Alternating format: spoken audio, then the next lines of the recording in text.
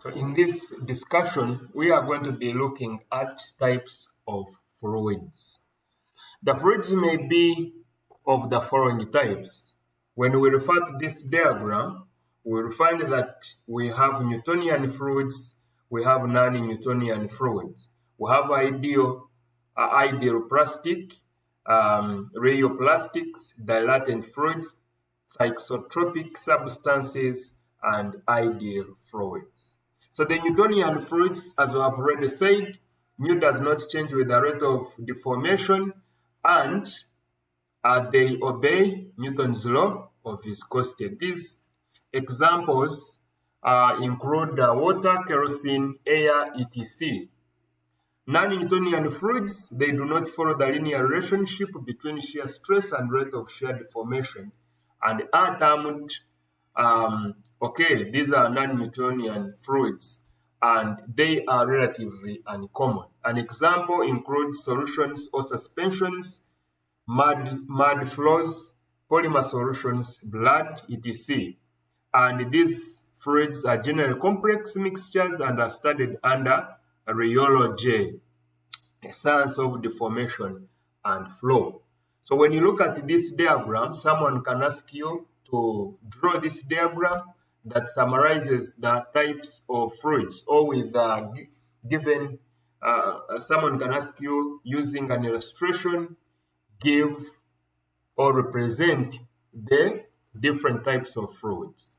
So you will have to know that for ideal fluids, nu is 0, yeah, nu is 0, and for Newtonian fluids, there exists a linear relationship between shear stress and velocity gradient. That's why we have a straight line here.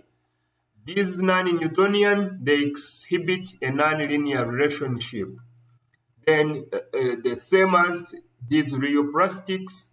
And for ideal, you must first apply a given stress called yield stress for you to now start exhibiting a linear relationship between shear stress and velocity gradient. So that's why you first move above yield stress, and then you have a linear relationship.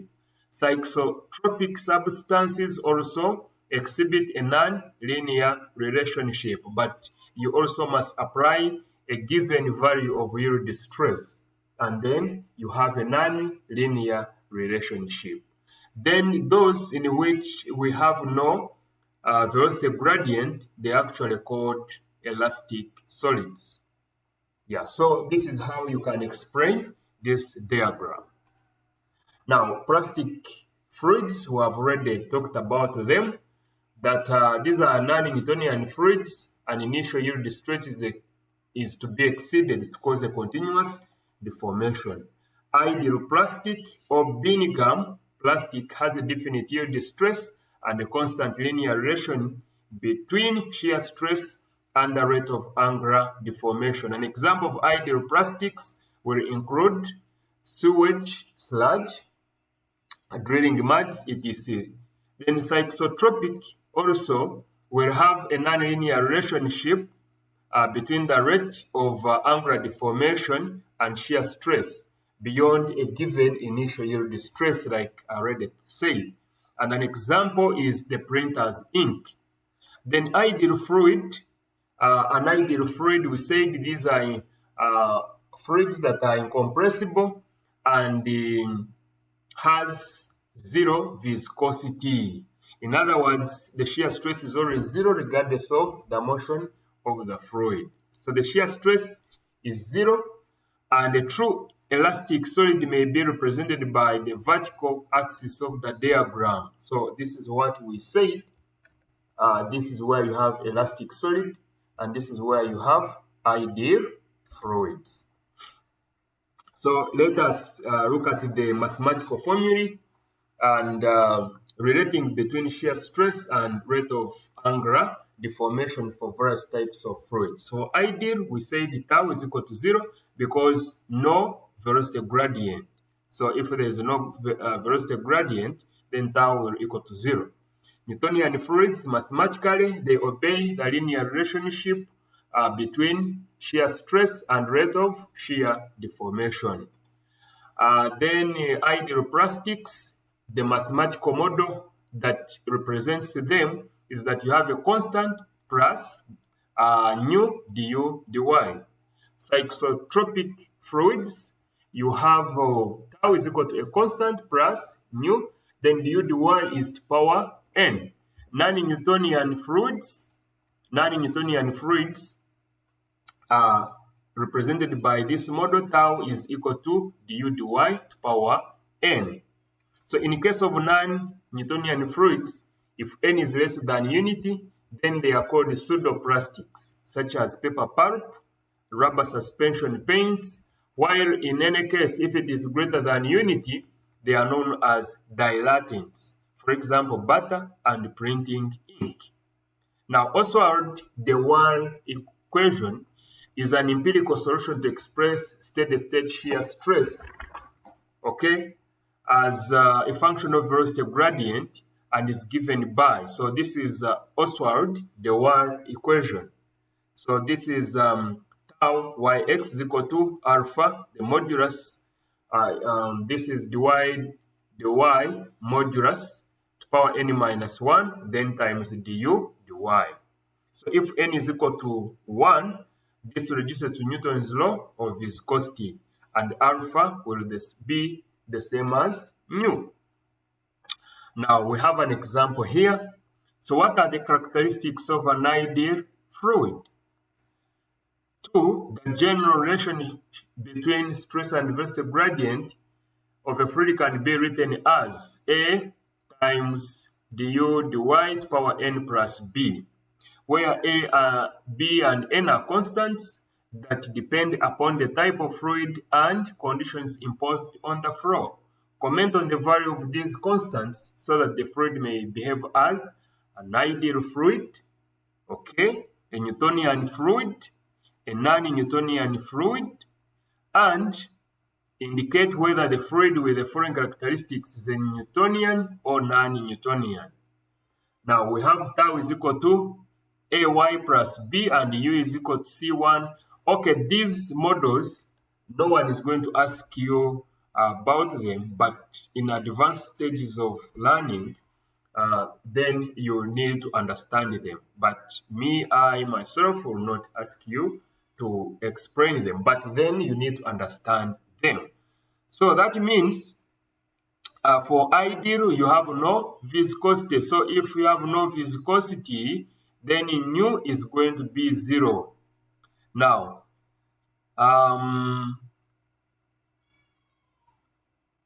that is for the characteristics of an ideal fluid. Then they have no surface tension, they are incompressible. If they are incompressible, then their densities are equal to 0. So an ideal fluid can slip near a solid boundary and cannot sustain any shear force, however small it may be. So let's look at this.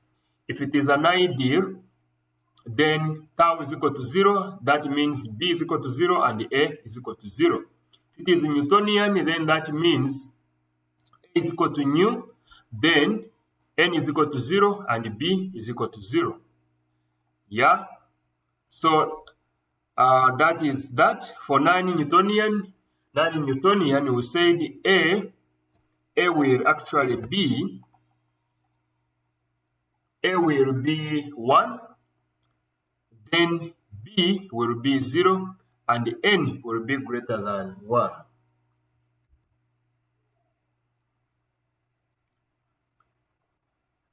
Now, you can also go through this next part of the question and you'll be able to understand.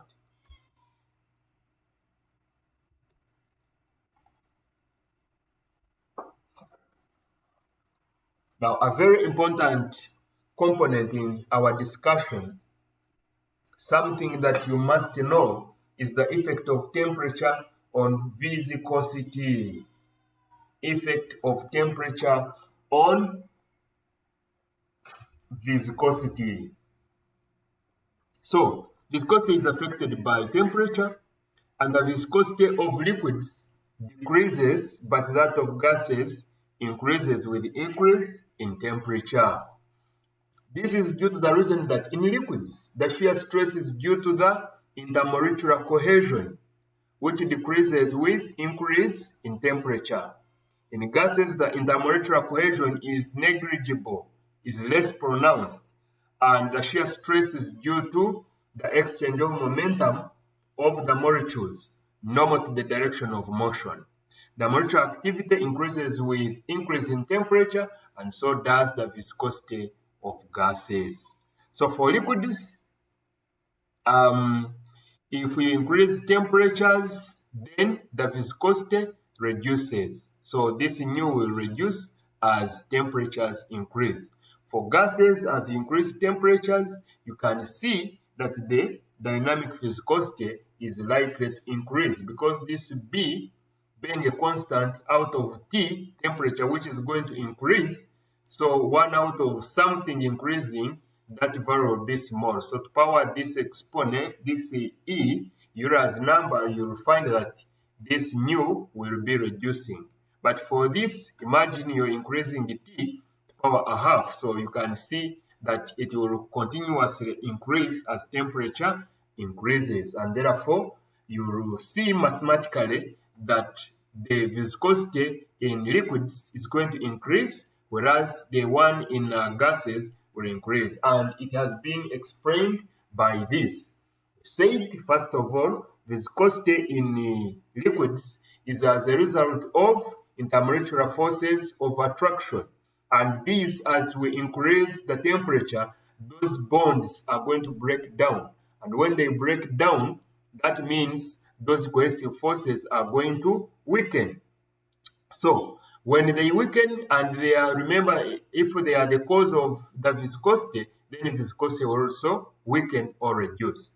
Now, the opposite in gases is that the intermolecular cohesion is not there, is less pronounced in gases. And the shear stress is as a result of the exchange of momentum of the molecules. As you increase their temperatures, they move here and there, colliding with each other. Their kinetic energy increases. So the momentum exchange of molecules, normally the direction of motion will increase.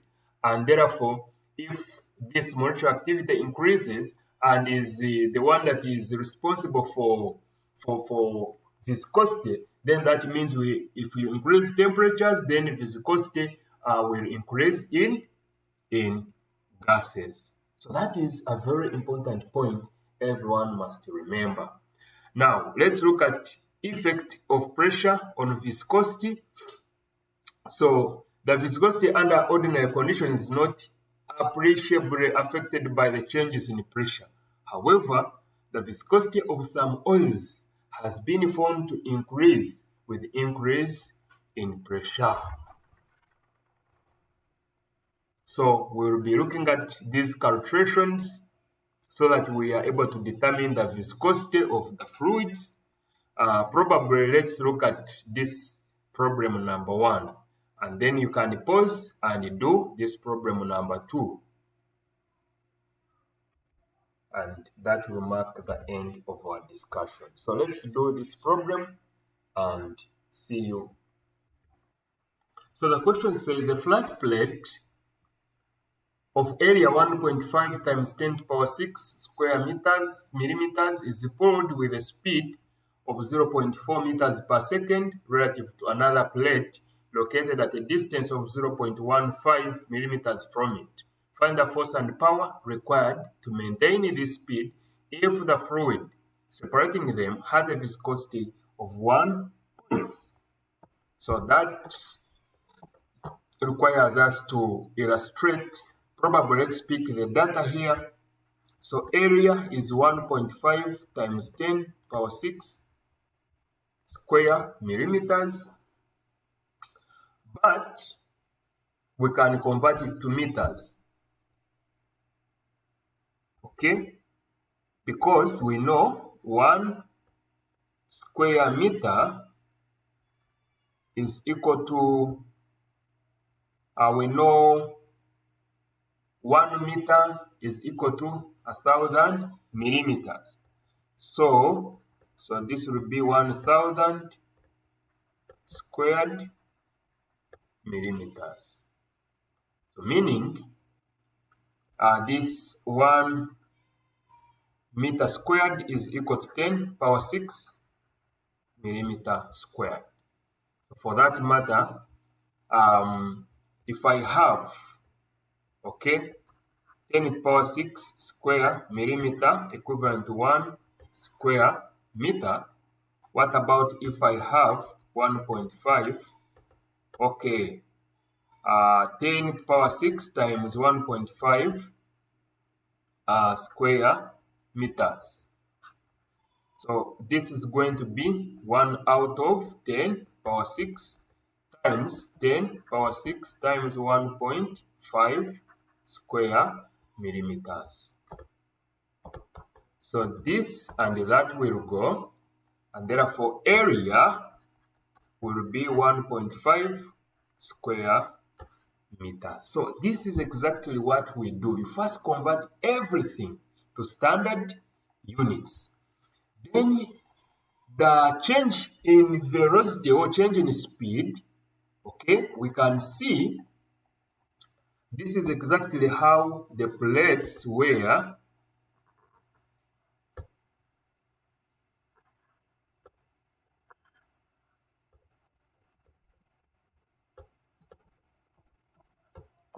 and you had a fluid in between there.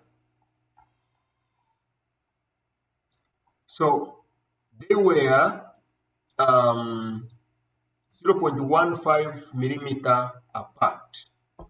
So the separation, which we may call dy, is 0.15 millimeter. So we can change this to meters.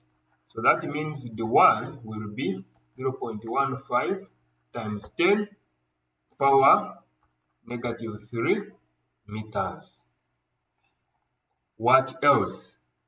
Speed is 0.4 meters. So du is 0.4 meters per second, because this speed was changing from a particular value to that value, and what was the difference in between those two speeds became 0.4 meters per second, and that is what we call du, because usually du is you have, for example, to changing from u1 to u2. So if you get u2, speed u2 minus u1, you get du. And in this case, this value is equal to 0.4 meters per second. So what does that mean? We need to get the force. So first of all, from Newton's law of viscosity, we know tau is equal to nu du dy. So we are told that this nu is equal to 1 poise. But we said 1 poise is CGS unit system. So 1 poise is equal to what? We said that this is the same as 1 out of 10 Newton second per square meter. So meaning we are going to have our value, 1 poise will be, this is our nu, which is 1 poise and is equal to 0.1 Newton second per square meter. So that's what we have, and substituting here, we have du, we have dy, we get tau. So tau is equal to 0.1 times du. Du is given as 0.4 divided by dy, which is 0.15 times 10 power negative 3. So we find that this tau, from my calculator here, it is 266.66 Newton per square meter. Now, we know that shear stress, tau, is equal to force out of area. So, we have already obtained the shear stress. Now we need the area, the force. So, force will therefore equal to area times tau. So, tau is 266.66 times area which was given to us. Area is 1.5 square meters. So 1.5, and this is equivalent to 400 Newton. So part 2 is to get power. We are told that the power required to maintain this speed. Okay, so power required to maintain a speed of 0.4 meters per second, because it's what was given to us. Yes. So from the simple mechanics that we already know, we know that power can be the force times velocity. So force times velocity gives us power. Another person would say this is a force times distance out of time. But this component itself is velocity. So we just substitute in that, and our power will be force, which is 400 times 0.4, and this gives us 160 watts. So that becomes the power that we are in need of. Thank you.